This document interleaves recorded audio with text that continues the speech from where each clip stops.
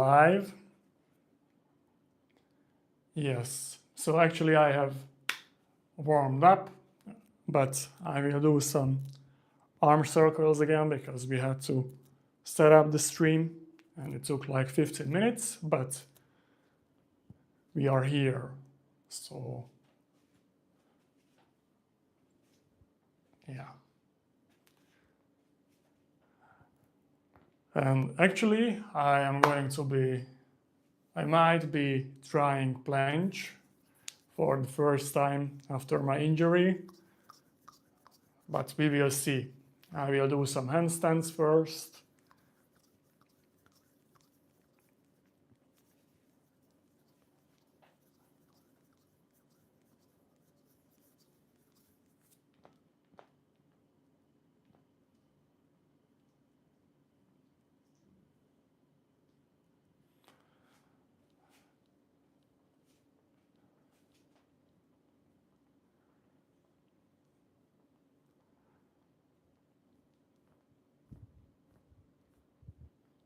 And what I actually missed on the previous workouts is that I didn't keep my ego in check. So I felt great. I had no pain. I had no pain in my legs. I had no pain in my back. I didn't have any pain, and I just pushed my workouts, and then I had a flare-up this week, unfortunately, but it is what it is, I checked something.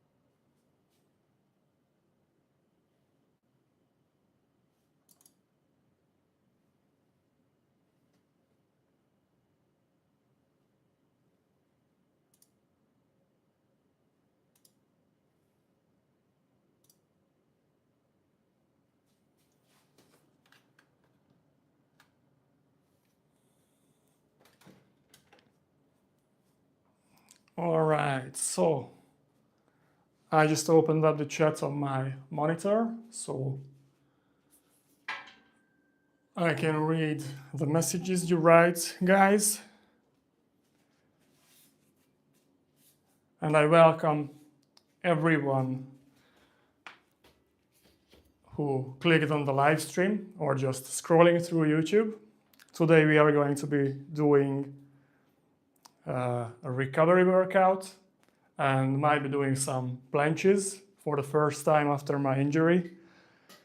But I need to keep my ego in check because this week I had a flare-up and I pushed the intensity too high and my body is still very sensitive to load, So actually my nervous system doesn't tolerate really well if I push too hard. So that's why I'm going to be starting my workouts with some handstands. I already warmed up.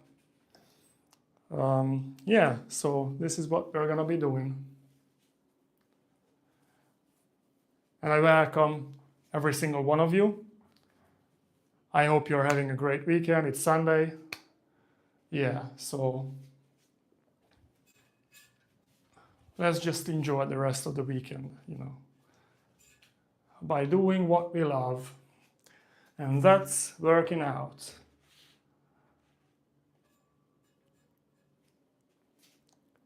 Actually 12, oh my God, 12 of you guys are here already. Thank you so much.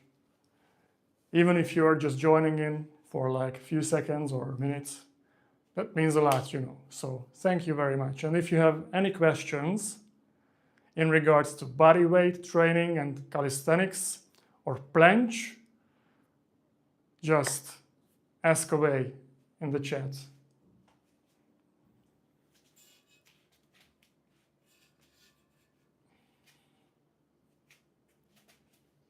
Oh, wait. This is not in a good place. Okay, like this.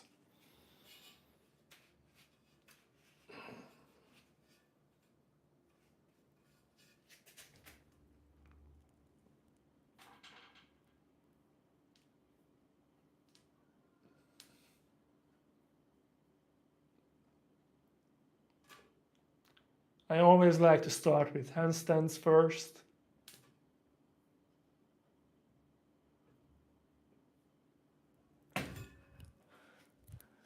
It's a good shoulder warm-up. Ah, hi. Hi. I'm trying to zoom in on the chat on my monitor, but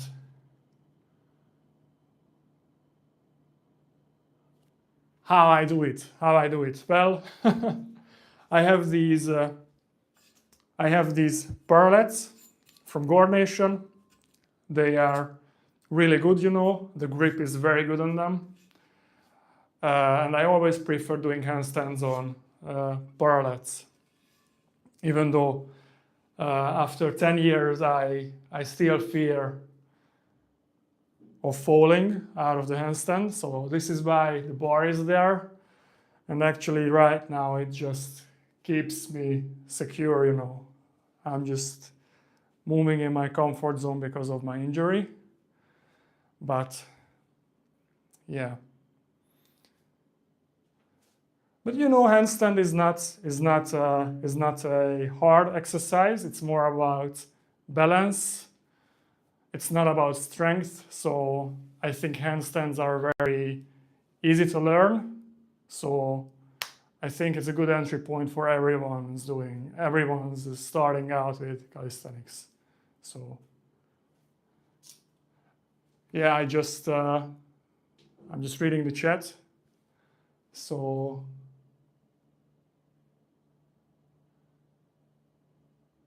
I am a bit above 6 feet tall. In centimeters, that means 184 centimeters. Hi everyone, hi. So actually I got injured while I was tying my shoelaces.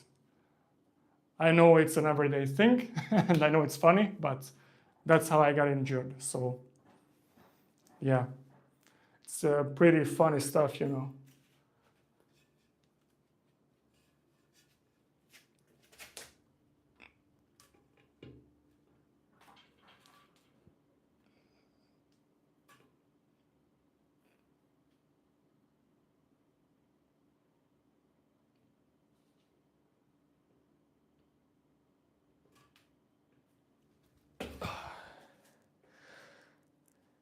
Yeah, you know, and the disadvantage of being tall is that when I do handstands here, my big toe is actually hitting the wall.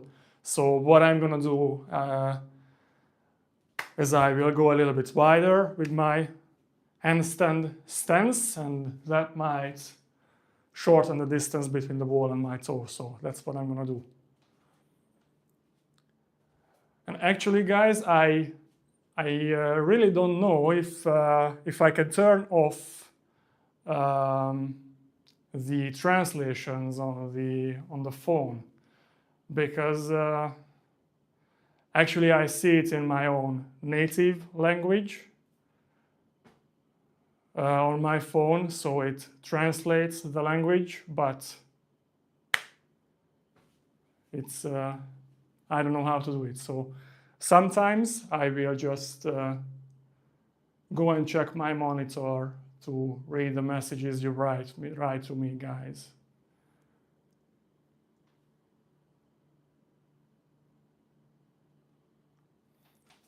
But anyways, thank you for joining.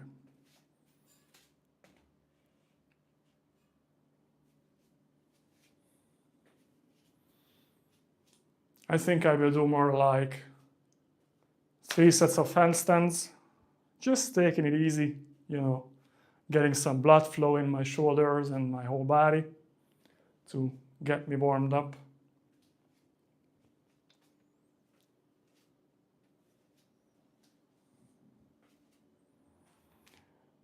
And if you have any questions about calisthenics and bodyweight training, I'm here to help.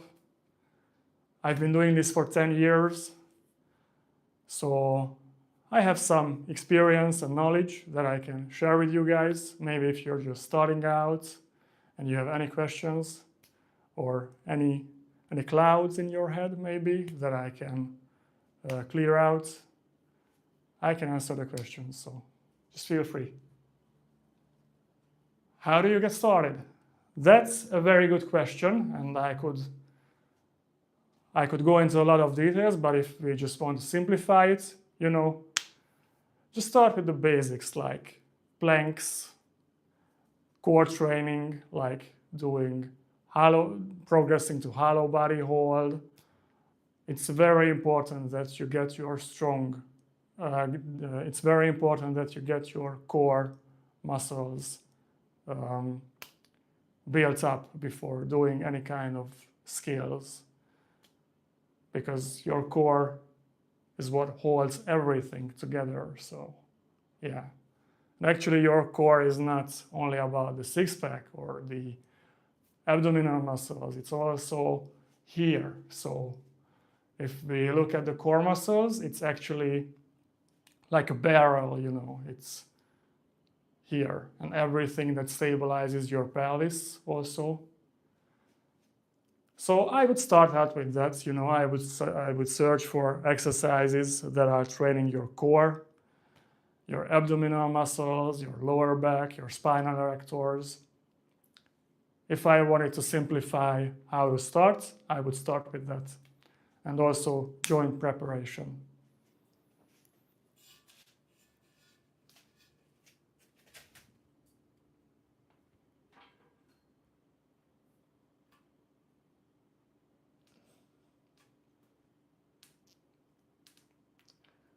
And the first skill you can actually learn after core training and joint preparation is the handstand, because in handstands, you don't really need strength, you just need balance.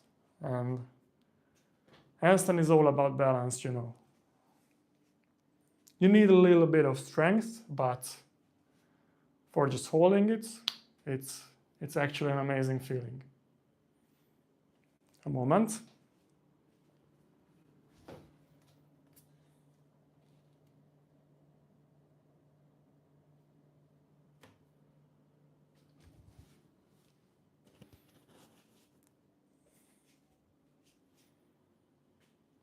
So yeah, actually, it's always about getting your body ready for the skills you want to do.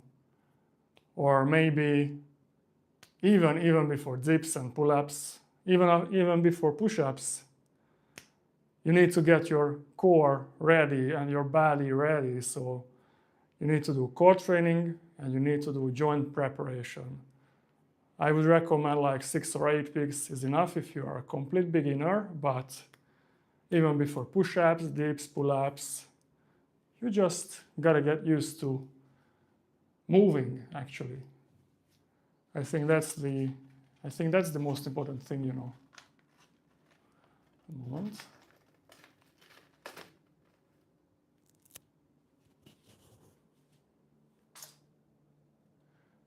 Yeah, I tape the mic with I don't know how this is even called, In German language, it's called Heftpflaster, transparent. Yeah, it's a tape, basically. It's just, I didn't know how to do it. I didn't know how to tape the mic, so I just grabbed some tape, like a transparent tape, and then just stick it here, I didn't want to min-max the mic thing, You just have to start. You just need to start. So, yeah, it's a medical. Yeah, actually, yes, it's a medical tape. Thank you.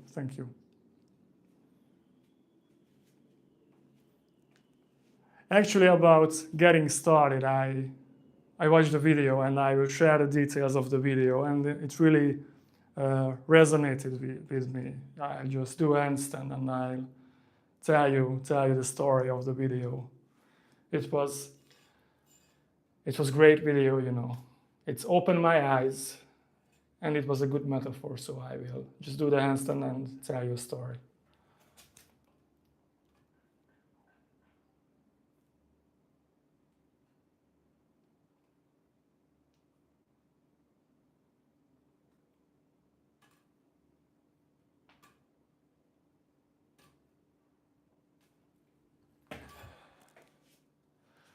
Okay, that felt good. Yeah, so actually, you know, there's a guy called Hybrid Calisthenics, and you know, I like his videos because it is for beginners, and the way he describes the exercises on his videos are very very authentic and beginner friendly, and you know, he's making bodyweight training more popular. And the video he posted, he talked about robot vacuum cleaners, and basically the metaphor was like, you know, the whole message is that you just gotta start. And actually, you know, when you buy the robot vacuum cleaner, you have to teach it how it should navigate in the house. You know, it doesn't know first how it should move around the house. It has to learn it. But the most important thing is that the vacuum cleaner, the robot vacuum cleaner, is actually doing the stuff it's meant to do. He just doesn't know it, how to move around the house yet, because he didn't learn it, but he's doing it. And it's not the perfect plan that he has, how to move around the house, but he is actually doing it. So he needs like 5 or 6 the robot vacuum cleaner needs like 5 or 6 times going around the house and recognizing the stuff that it has to move around. And yeah, you know, the metaphor he mentioned is that this is also true for us, you know, because it's much better to start something somehow than waiting to start and just writing out the perfect plan. I think it's much better to just actually start and not writing out the perfect plan, because that will just hinder your progress. Because the most experience you can have is by doing something. You can plan everything, you know, you can write down everything piece by piece, but if you don't do anything, then you are never gonna go get that experience in your life. And this is true for everything: calisthenics, bodyweight training, bodybuilding, learning how to play a piano, a guitar, or anything that you want to learn. So yeah, this is why I liked that video he posted. So basically that's the metaphor between a robot vacuum cleaner and our progress as a human in every skill we want to learn. So yeah. Hi Briggy, hi, thank you, hi. I will do one more set of handstands, and then we will try planche. Just a tuck planche without posterior pelvic tilt.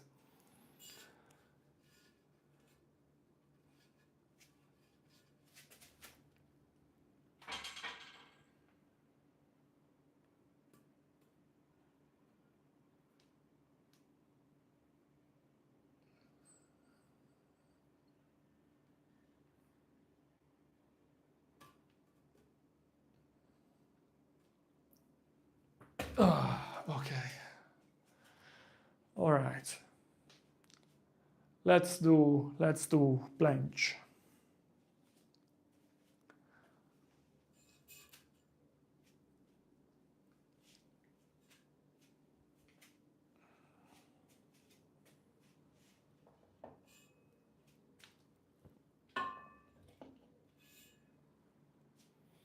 And you know, they say that you need a handstand for learning a planche.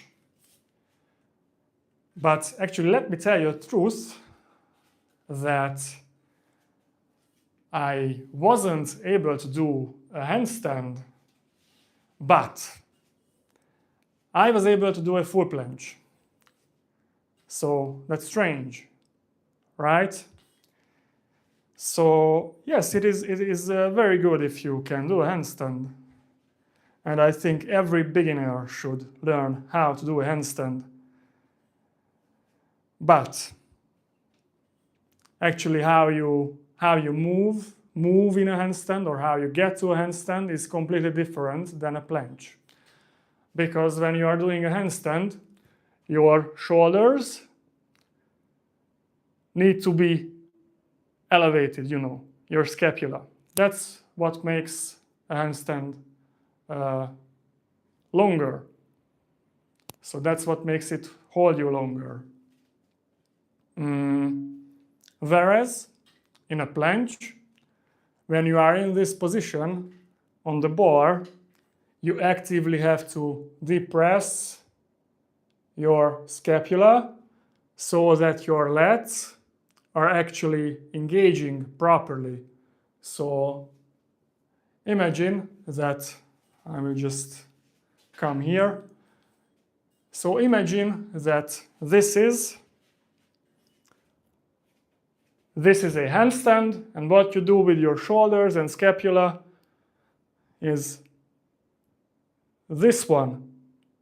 You know, you push yourself away from the ground, and this is what you do in a handstand. So you should never do a handstand like this.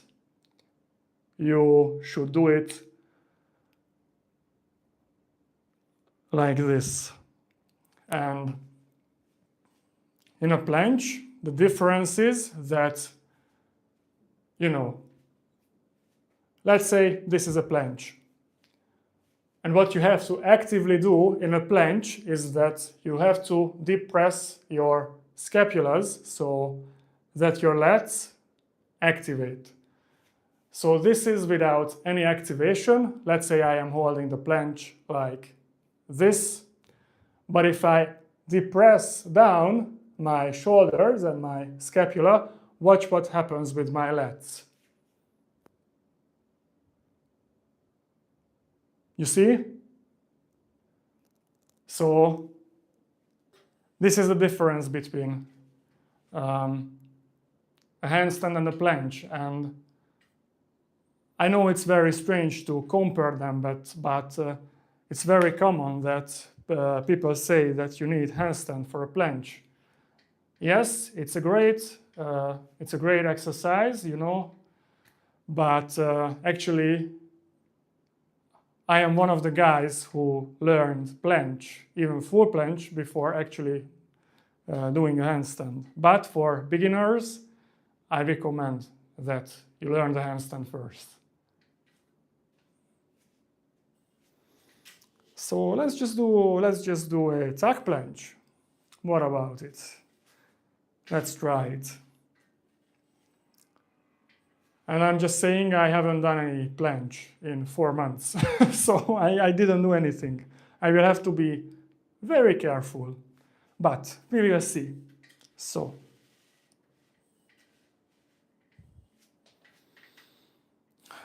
you know what, actually first I'm just gonna do a tuck hold. Like this.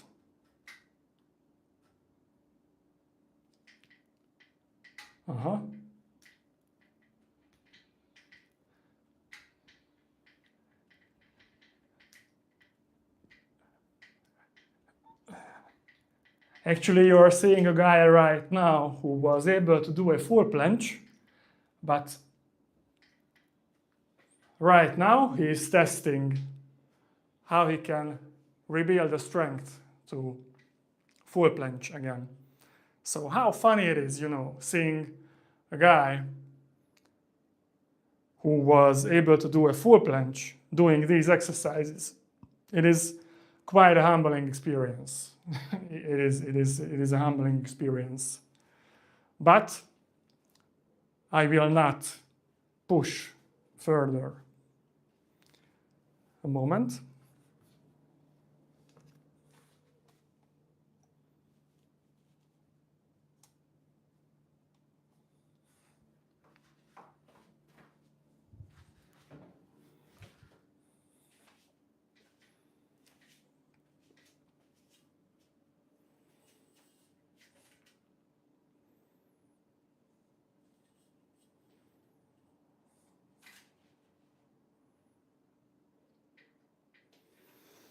Let's do one more of this again. So I was able to do a full planche, but now I am doing this.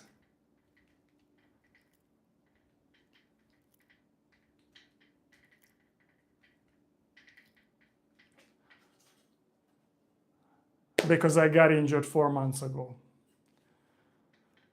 Yeah. I will do one more set of this. I already feel my shoulders, my serratus, and my lats activate. One thing I won't do is posterior pelvic tilt. So, when you are doing a planche, it's very important that you posteriorly tilt your pelvis. So it means that if you have a glass of water like this and you tilt your pelvis, the water is going to pour out on that side. So imagine that this part of my body is a glass of water, and the posterior pelvic tilt means that the water will pour out on that side. So look at my pelvic floor. Pack. And this is what you need for a planche. But right now, if I was to do this on this dynamic tack to tack planche thing, I think I would flare up again. So I am not going to do it. But I thought I would just give you some advice. Holy back. Yes. Thank you. Thank you, man. I always liked pulling exercises more.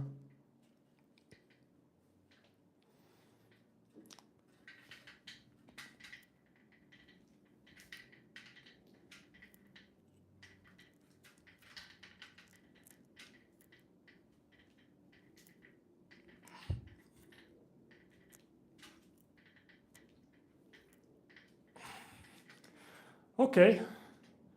I feel my biceps, my delts, my serratus anterior, my lats.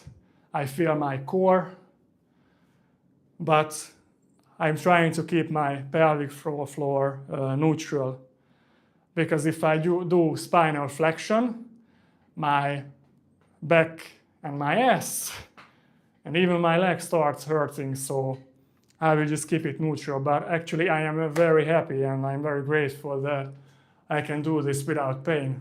So that means I am on a good road. And actually I am documenting my recovery and sharing stories on Instagram.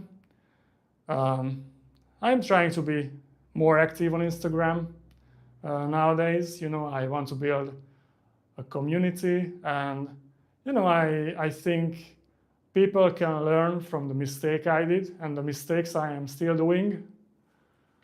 But actually, documenting my recovery is a handbrake for me to not push my workouts intensely, and it's a reminder that my injury still did not heal, even though it happened 4 months ago. So, yeah. Yes. Let's just do one more set of this, and then I'm gonna do tack planche holds.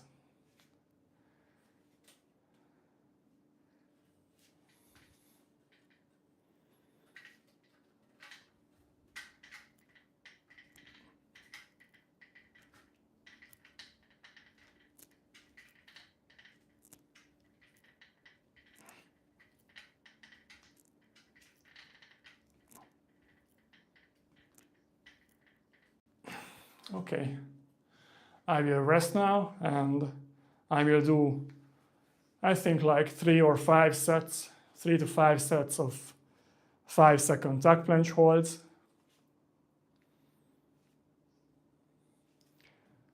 I have no pain yet, you know.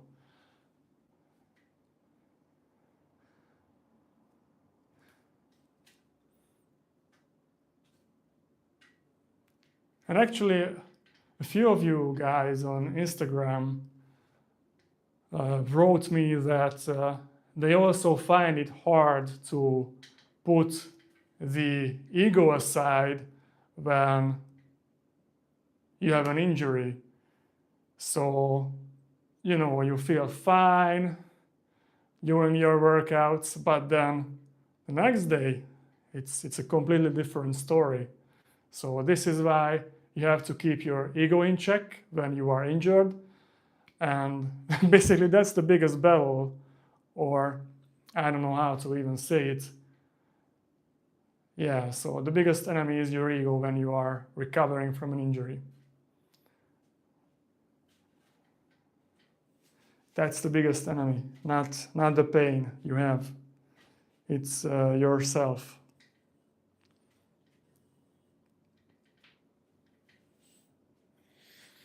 And thank you guys for anyone who joined or just scrolling through YouTube.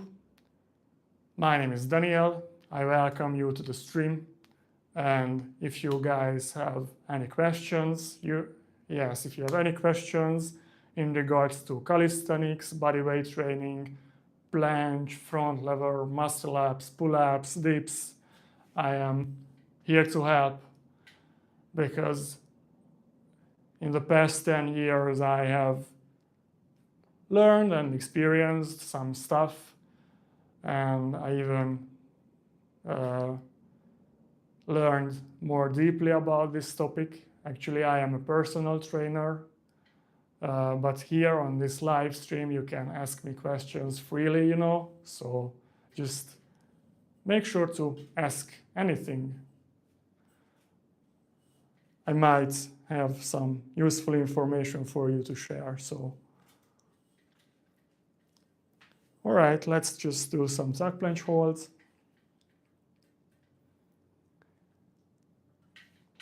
For 5 seconds.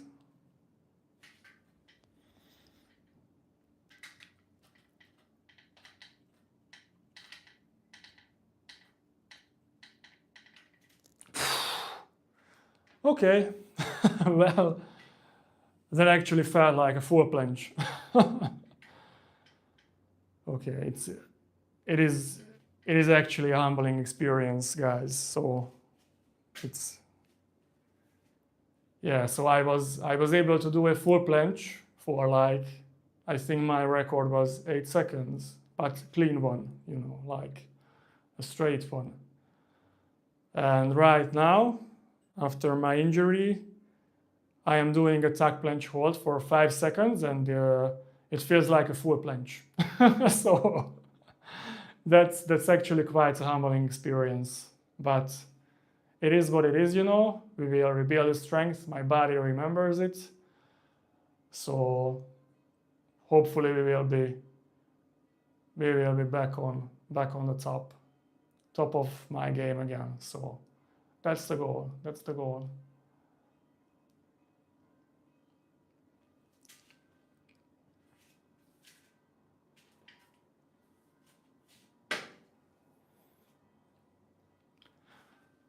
And actually, you know, I I don't have any plans in my head. I mean, I have plans and I have the structure in my head, but I actually don't have the exact set of the exercises I am going to be doing. I just have the structure. So I started with my rehab. Then I warmed up specifically for the planche. And now I'm doing the holds itself. So I think I'm going to be doing like 3 or 4 more sets of 5-second holds. And then maybe I will do some pull-ups. But, you know, I think you need a plan, you need a structure, but in calisthenics and bodyweight training, I don't know if this is an unpopular opinion or not, but it is very hard to estimate what you can actually do. So if I was to plan this workout for 8 sets of tuck planche hold, in my mind, I was like, yeah, I can surely do it, but during the workout, I might get tired and I need more energy for other exercises. So I think bodyweight training is harder to plan than bodybuilding style of training. But actually, it all depends how you feel, you know. In bodyweight training, it even matters what you eat, because if you eat a lot of carbs and you drink a lot of water, maybe for breakfast and lunch, maybe you have dinner also, and you do the bodyweight training, and these skills at night, you will be 2 kgs heavier, and the skills will feel heavier. So,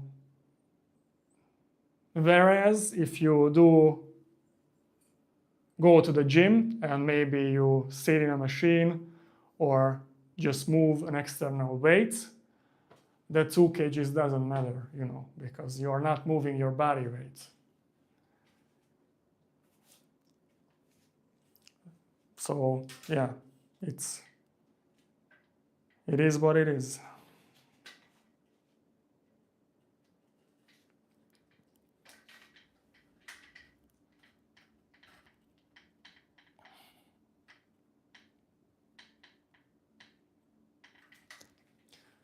Oh, okay. If you guys have any questions, just feel free to ask.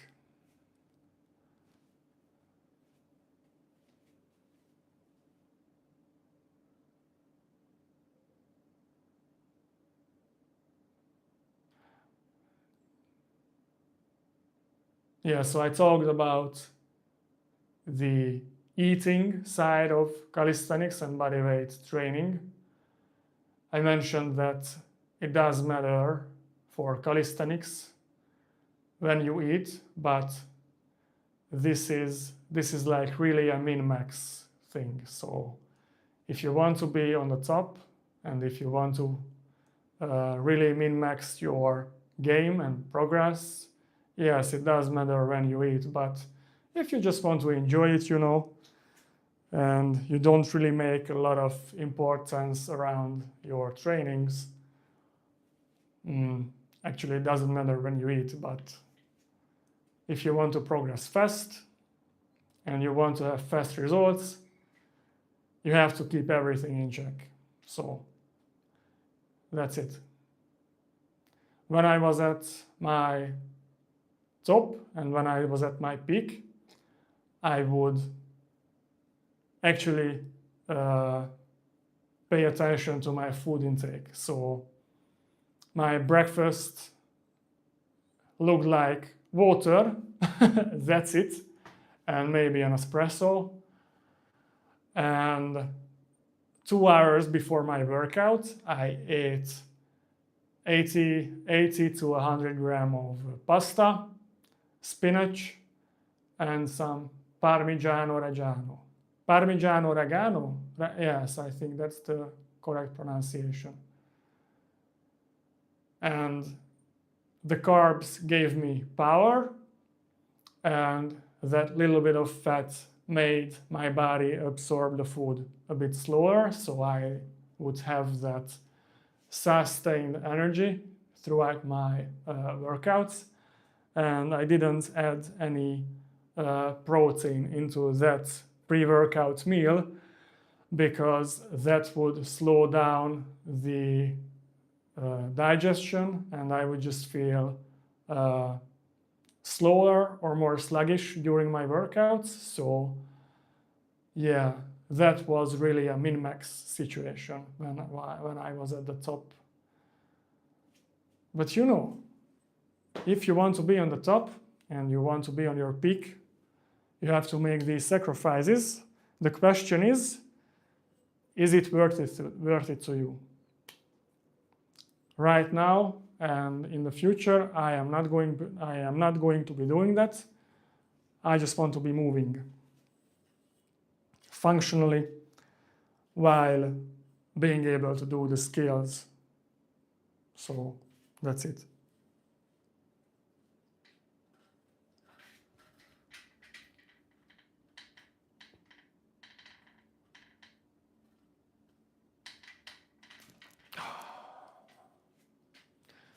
All right, I will do one more set of this.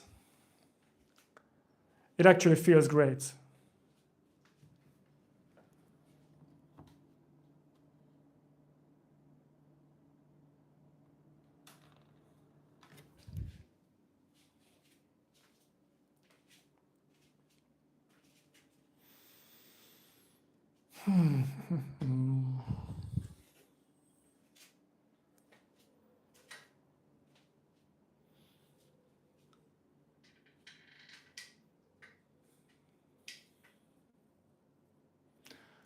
We've been going for around 42 minutes.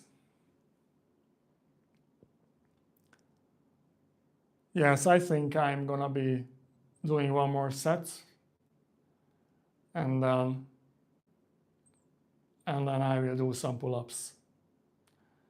Actually, this is my second workout of the week because I get tired in my mind, you know, so I'm doing the rehab.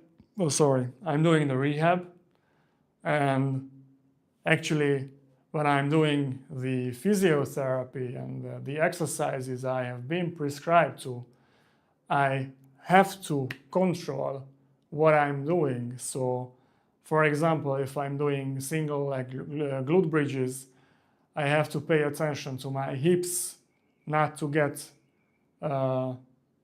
an imbalance. So my hips have to be leveled when I'm doing the exercise. My right hip or my left hip cannot be higher than the other when I'm doing the actual exercise. So I really have to pay attention, and this is the cause that I get tired in my mind. So it's very tiring, you know. And if I compare this, maybe you have a job that's mentally draining you. I completely understand it, you know. And even if you can do like only two workouts per week, I think that is enough to maintain the level what you have if the mental demand is too high throughout your week. So yeah, I worked out like 4 days ago and I did a push workout. So I will focus more on pull basics today. And I'm gonna tell you the structure that I use currently to get back to my previous level, but being more functional. So I will do one more set of this.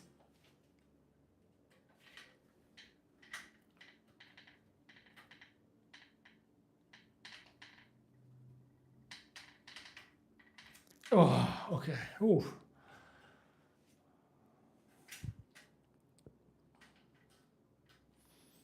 All right. We will do pull-ups now.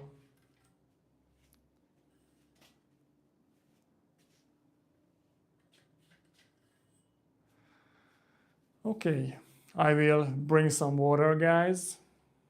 I'll be right back.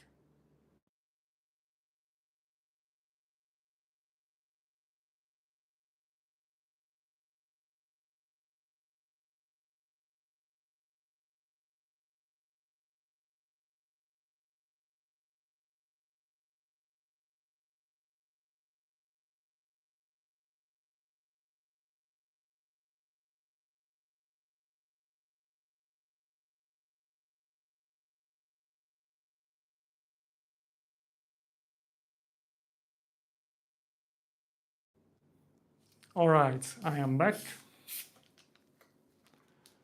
I will drink some water and then we continue with pull-ups.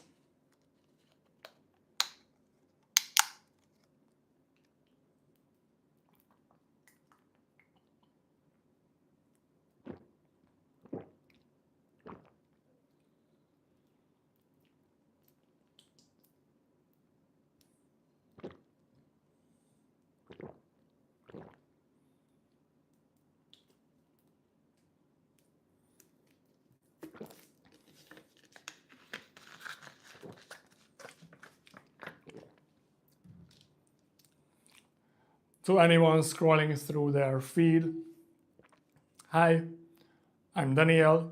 I've been doing calisthenics for more than 10 years now, and currently I am recovering from an injury. I have injured myself 4 months ago, and my recovery is actually going pretty slow, but for a disc herniation, this is pretty common. So I'm just currently recovering from this injury, and hopefully by the end of this year I'm gonna get back to my previous level of full planche, front lever pull-ups, touch front lever hold, Victorian, impossible dip. Oh my god, as I'm saying these skills out loud, you know, I just have these images in my head. That's what I was able to do. And I'm very fond of these memories. But right now, I have to focus on recovery. So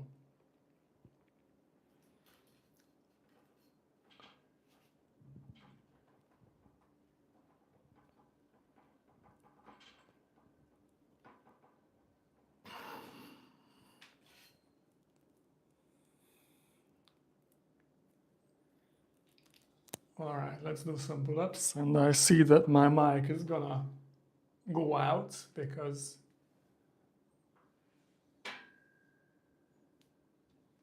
it's red. There's a red light on my mic, so I have to just plug it in after the stream, but we are good still. And if you have any questions, feel free to ask, guys. I'm here to answer your questions.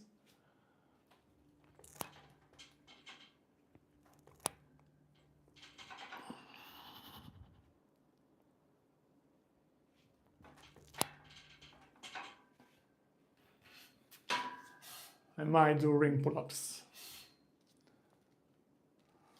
Yeah, I will do it like this, I think.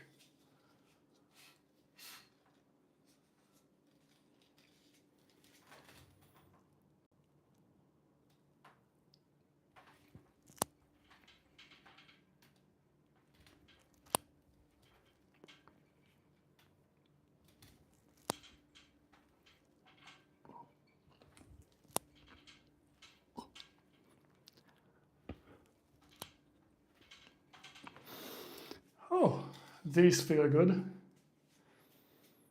I think I'm just gonna move it closer.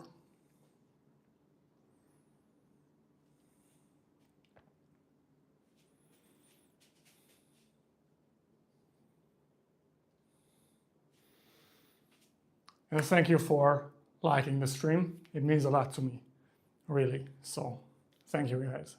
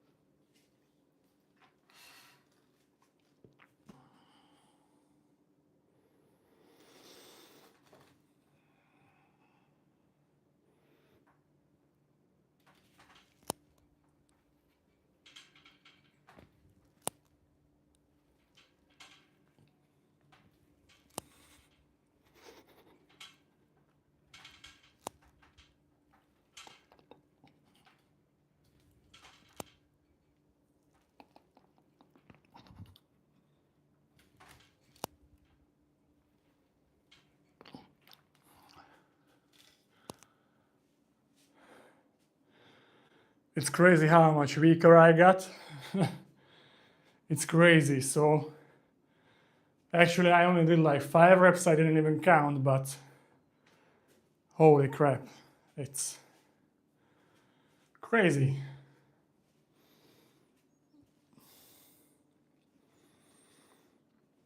A moment.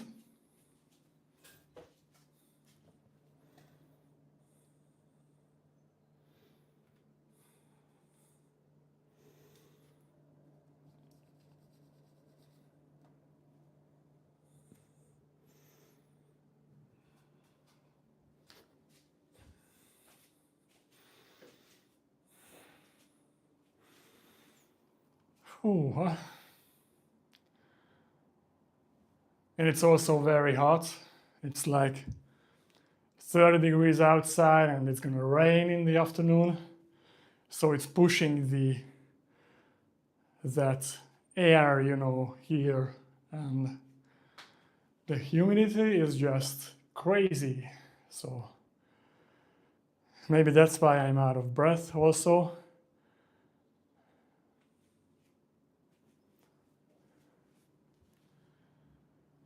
Can I do the skin the cat?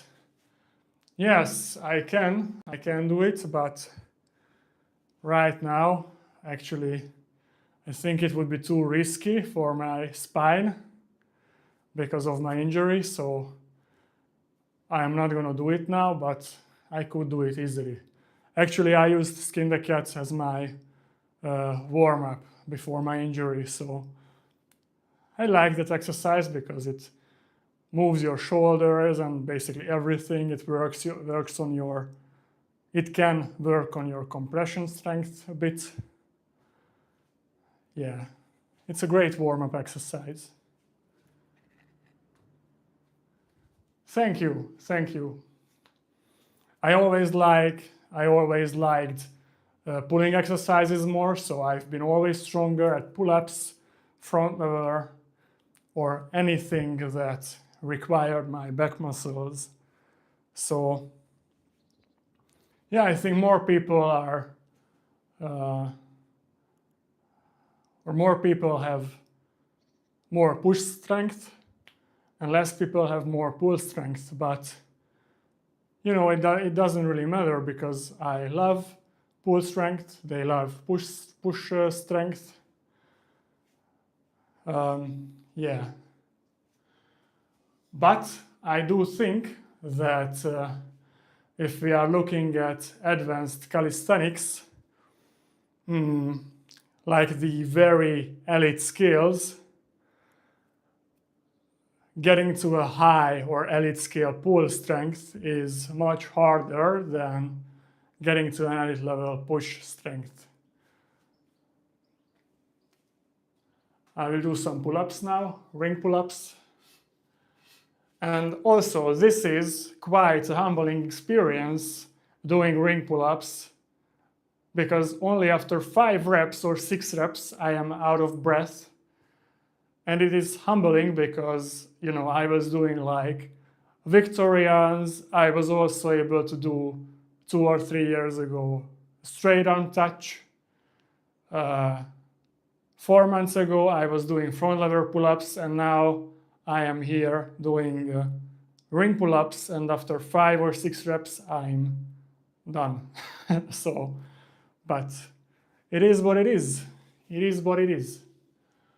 I will read the chat soon. I will do my set, and then I answer your questions.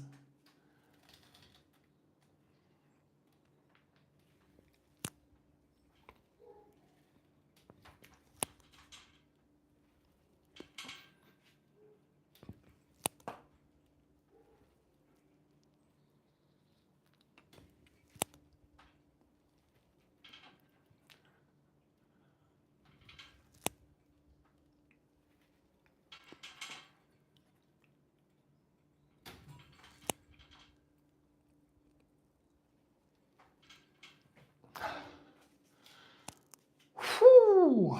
Okay.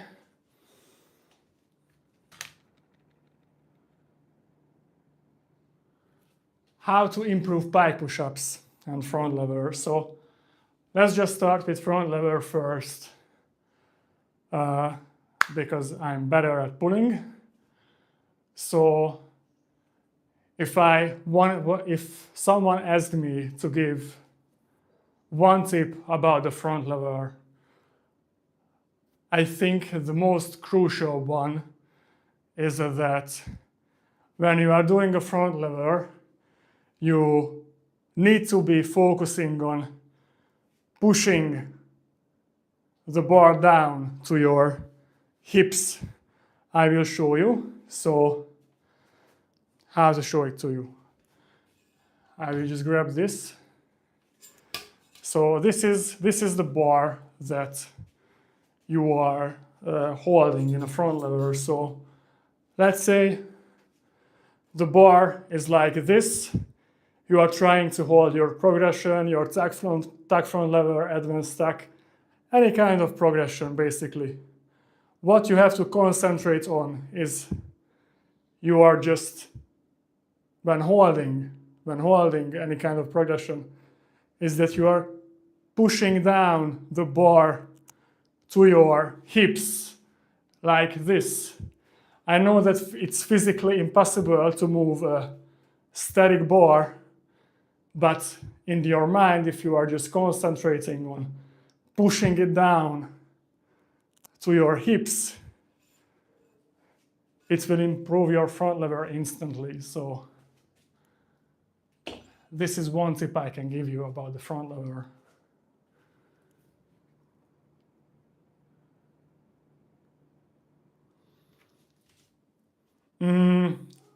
These rings are from herniation. I don't know if you have heard about them.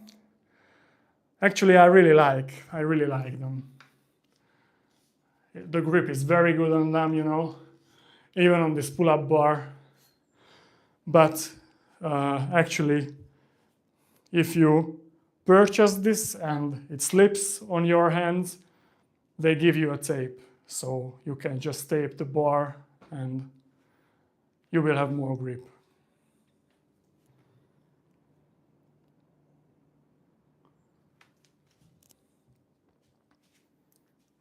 Yeah, and with pike push-ups, an important thing that many people miss is that they are trying to, when they are doing the pike push-up, they are trying to push their heads down in between their arms. So basically, like, how to show it. So let's say this is the pike push-up position, and they are pushing here between their hands. And what you should focus on is just forming a triangle between your hands and your head. So actually you are not pushing between your hands, but you are pushing at the top point of the triangle. So imagine it like this. So you have the triangle here. These are your hands, and where you have to push is here. So not here, but when you are going down, you have to push down to the top point of the triangle. Yeah, that's one tip I can share with you about the pike push-ups. Front lever on rings. Yeah, so actually front lever on rings, it's kind of different because you can hold it neutrally or pronated, but many people find front lever easier on rings because you can flex your forearms more easily. But that's the second tip I would give you about the front lever, is that if you want to learn the front lever hold, doing a semi-false grip or a semi-false grip, I don't think that's necessary, you know, because if you are holding a front lever with a semi-false grip, that's just going to activate more of your forearm muscles and taking away the focus of the main muscles that you have to use, which is your lats here, this one. So whenever we are considering a front lever hold, it's more beneficial to not flex your forearms like this when you are trying to hold it, and it's more beneficial when you are learning it not to do a semi-false grip, but to just keep your wrist neutral, or maybe you can have a really slight semi-false grip by just getting a little bit over the bar. But if we are considering a front lever hold, it's much more beneficial to just having your wrists like this, so without flexion. Yeah, that's one tip I can give you. A moment. I will check my monitor.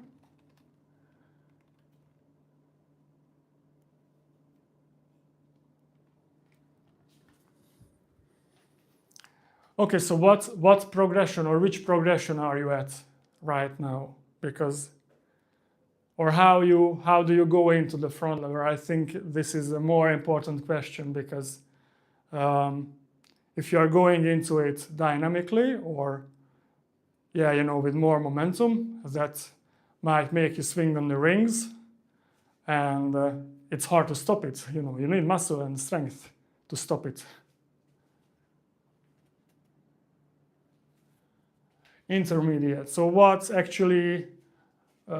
you actually mean by intermediate? So are you maybe on the advanced tuck front lever or tuck front lever, or which one?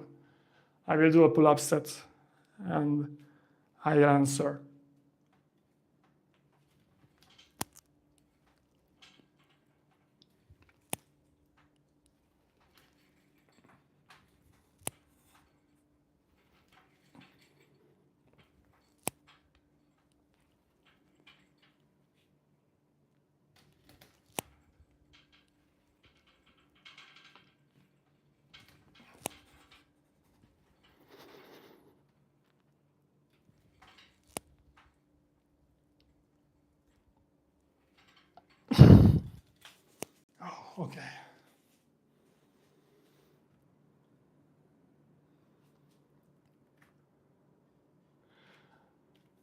Okay. Okay. I think your problem then is that when you do a tuck front lever, the bar, I mean the ring starts to spin, right? Okay. Yes, I understand. I understand what you mean. A moment.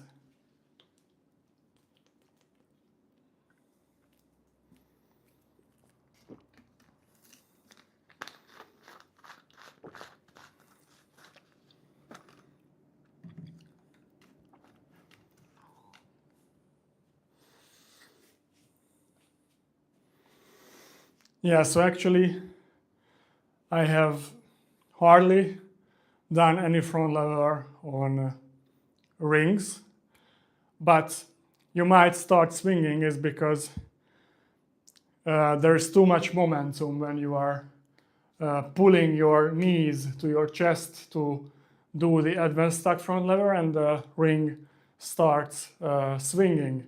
So in this case, what I would recommend to you is that really just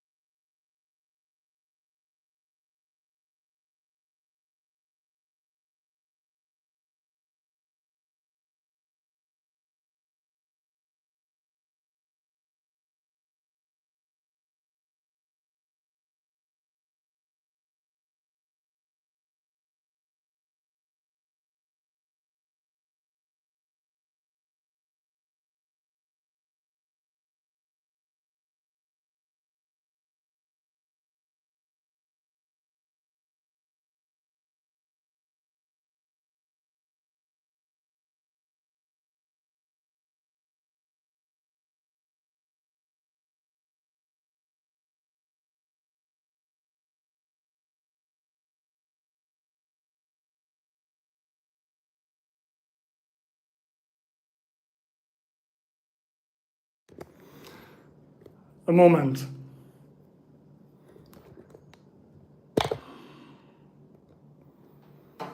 Okay, do you hear me now? Let me know. Okay, so you hear me now, right? All right, yeah, I'm sorry. I need to plug my mic in. So, okay, basically, if you can hear me now, that's great. It will be more echoey, but I'm here. I will finish my thoughts.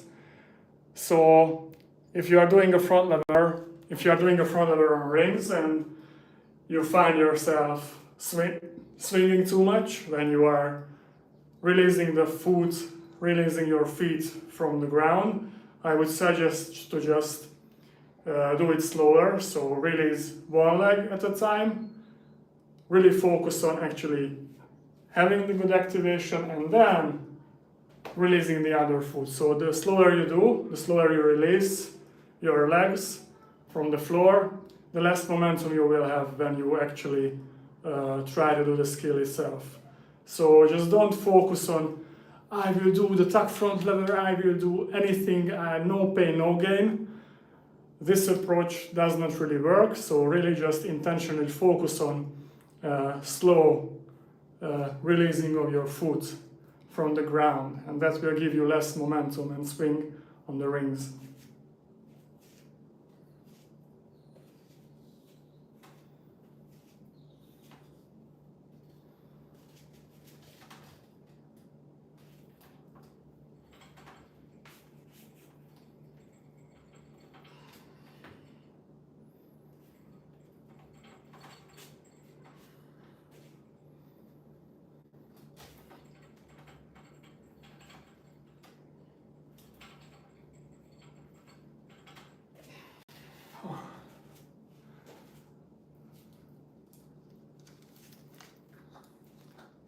I don't know how's the sound, guys, like this. I think it's a bit echoey, but just let me know. Just let me know.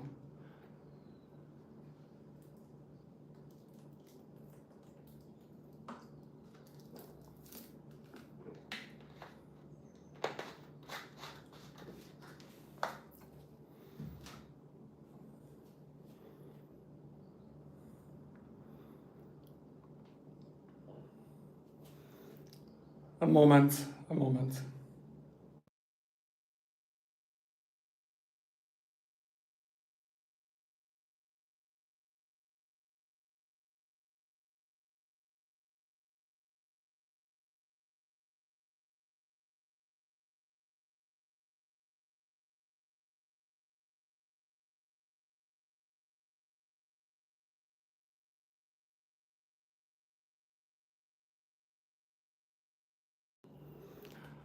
Alright guys, I think I'm gonna do one more set of ring pull-ups and then we will call it a day, because we have some other stuff to do.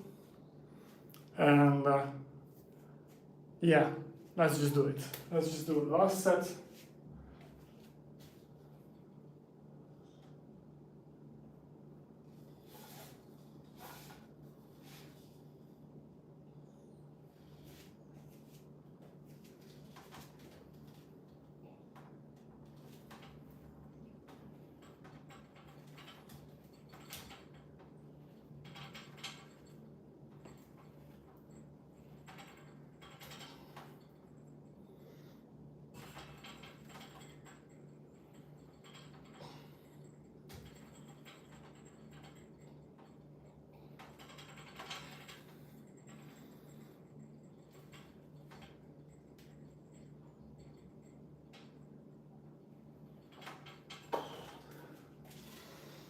Oh, okay. Alright guys, I'm gonna stretch now and do some other type of work, have lunch, spend time with family. So thank you for anyone who joined the live stream, and I wish you a rest of a nice weekend, and let's just get ready for the next week. Thank you for anyone who joined this live stream, and I will see you soon next week, hopefully. Thank you. Bye bye.